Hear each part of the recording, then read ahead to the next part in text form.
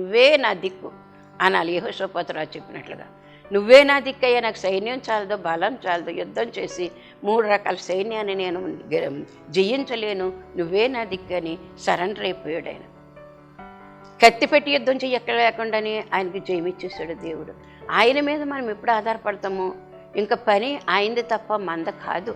మన పనిని ఆయనకు అప్పచెప్పేయాలి. అప్పుడే మనకి ఎంత తేలిక చేస్తాడంటే గ్రహించాలి. కానీ మన జీవితాల్లో చేస్తున్నటువంటి మేళ్ళు ఎన్ని మేళ్ళు చేస్తూ ఉన్నాడు.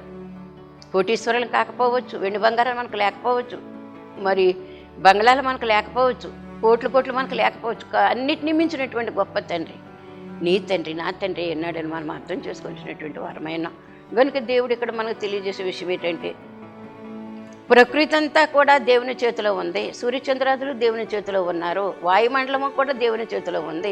ఎందుకో తెలుసా? ఆయనే సృష్టించాడు కాబట్టి అమ్మా, ఆయనే సృష్టించాడు. ఆయనే అధిపతి అయిన సర్వాధికారి అయి ఉన్నాడు, సర్వ సృష్టికర్త అయి ఉన్నాడు. అది మనము సర్వశక్తిమంతుడు కూడా అయి ఉన్నాడు అనేటటువంటి మాట మనం గ్రహించవలసినటువంటి వారమైన మనం గ్రహిస్తూ ఉన్నాము.